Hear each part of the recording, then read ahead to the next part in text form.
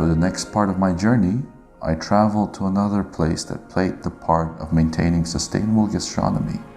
The purpose of my visit was to find out more on how much the country has dipped their fingers into this topic.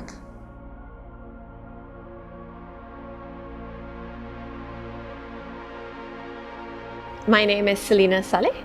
What do you think are some aspects in sustainability and gastronomy that Brunei is promoting as a country? In 2017, the Tourism Development Department created a new event called the Brunei Gastronomy Week. Now, essentially, that is to promote local cuisines. And local cuisines, as we know, really highly uses our local ingredients. So that was the time that we also showcased what our local ingredients were for. So for example, we had a theme on using turmeric and its uses, and it was also the health benefits that was related around the ingredient. And then you had coconut in one year, and also banana leaves as the different themes that the department would actually use in promoting Brunei Gastronomy Week. So that is one way of us trying to promote gastronomy in Brunei.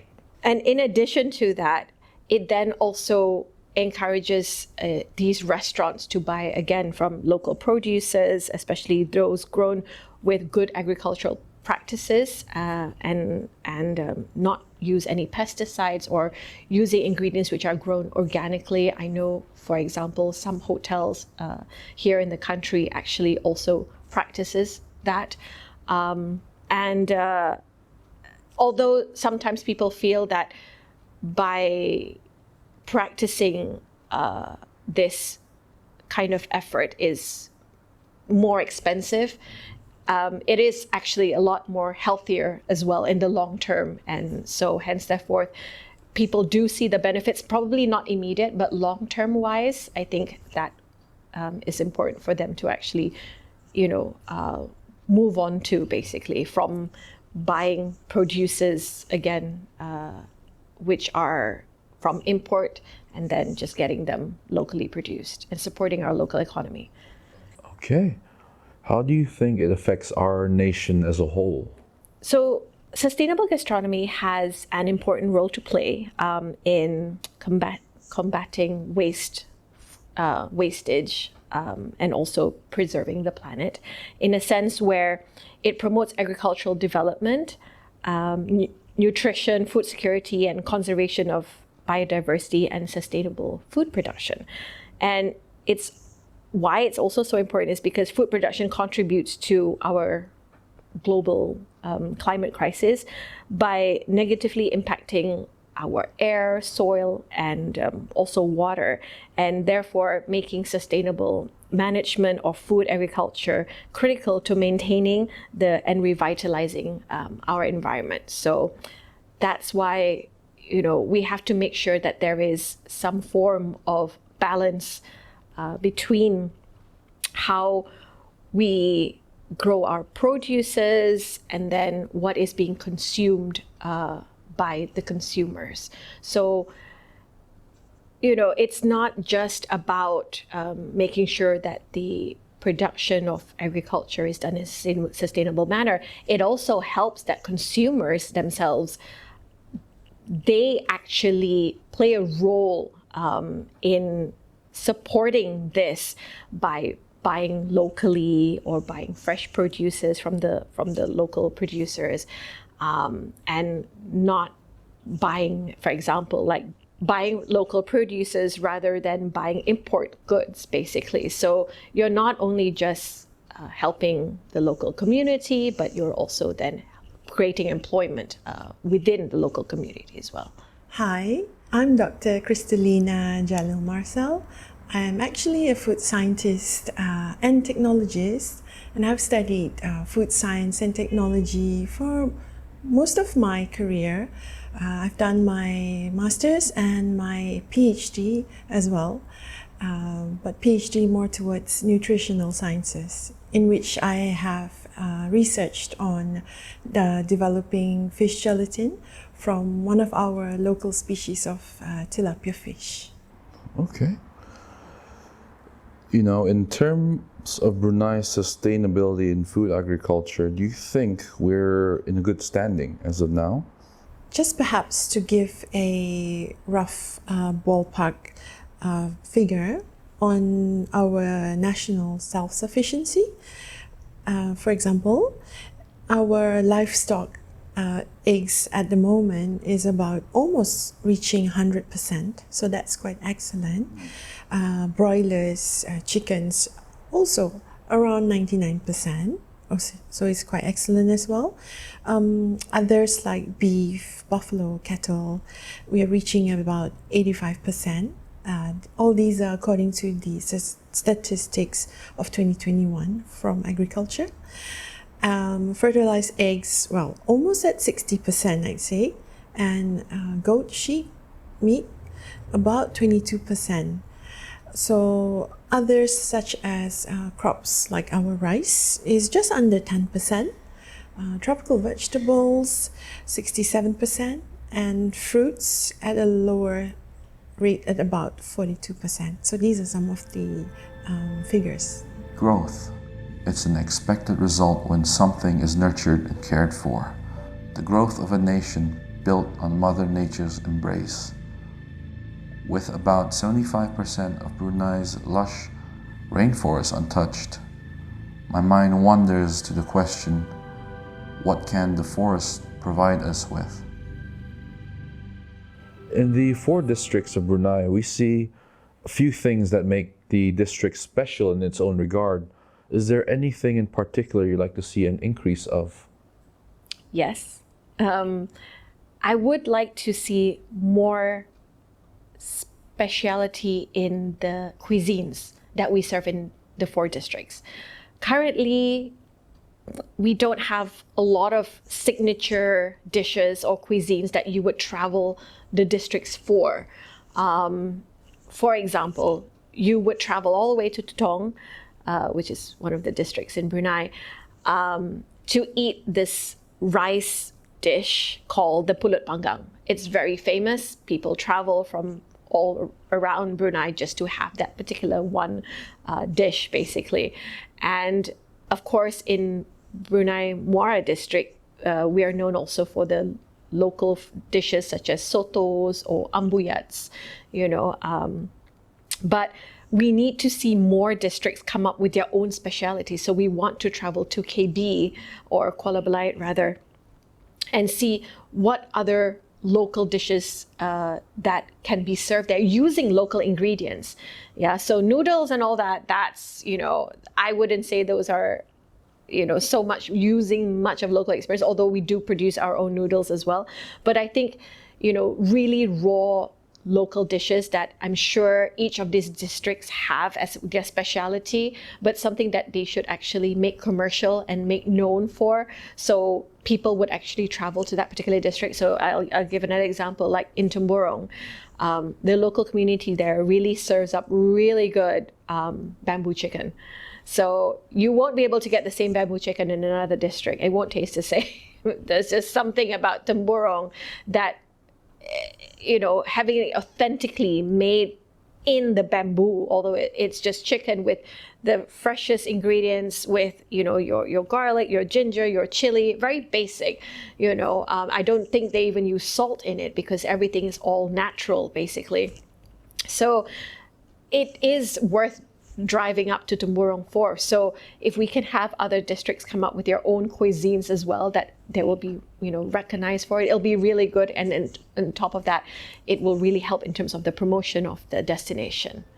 The ability to honestly question your own experiences and prejudices and how they may influence your research is necessary when studying anything, especially something as emotionally provocative such as what we eat every day.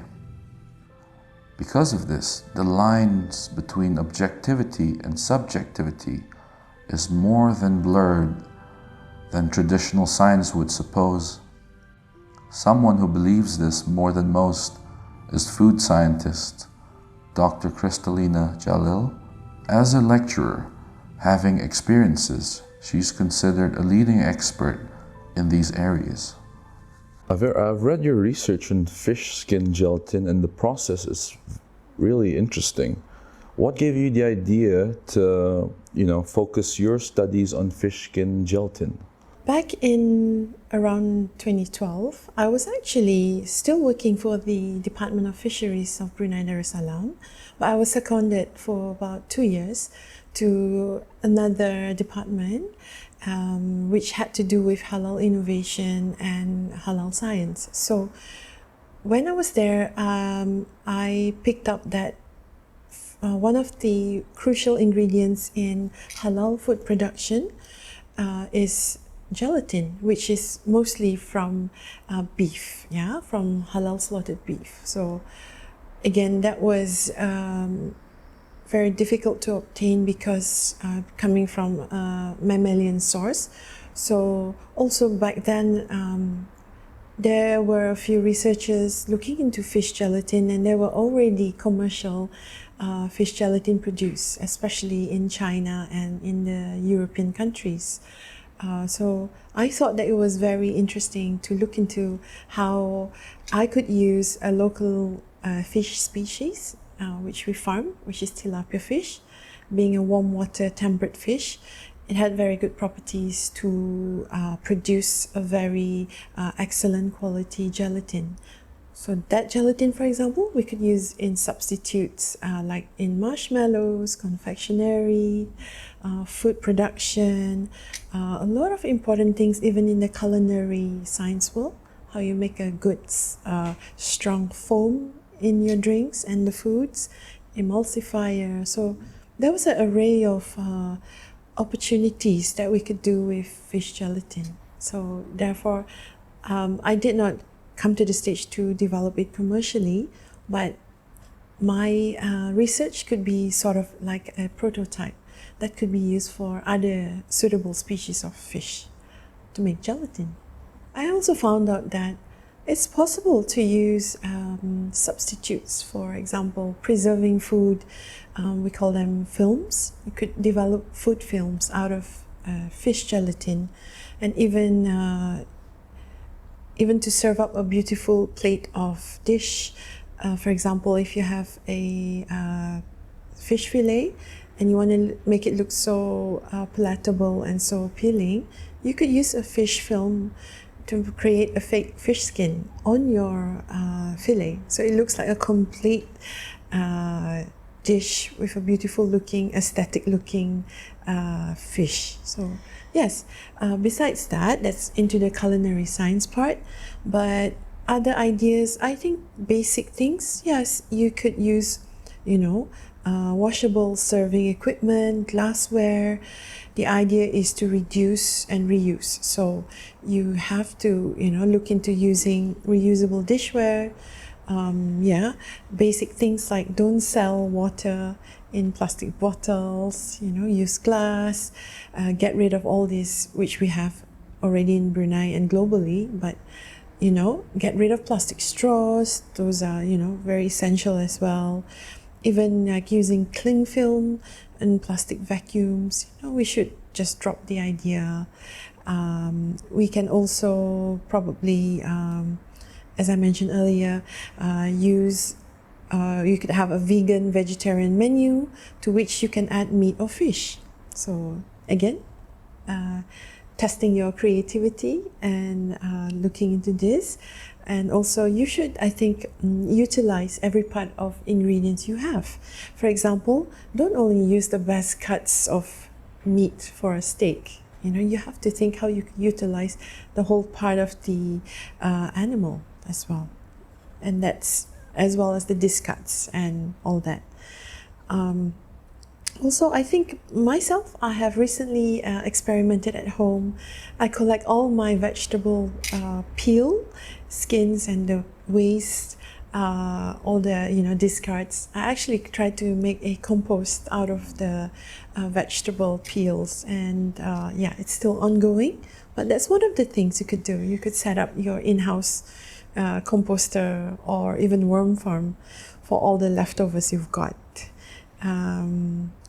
And also, yes, one last thing, food donation, reducing your food waste, there are many organizations out there that are using what you might call ways to feed the homeless or the food poor. An example during my experience while studying in the United Kingdom was I really admired this company, Pret a Manger.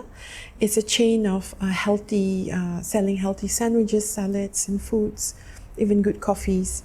So what they do, they hire the homeless to be part of their team and staffs. They train them up to prepare all the beautiful fresh sandwiches. And what happens with the excess or leftovers that's not being sold for the day are actually being donated back to the homeless in the UK. So I think that is a very sustainable and good initiative that we could do to do food donations as such. And I'm sure there's many more ideas on that.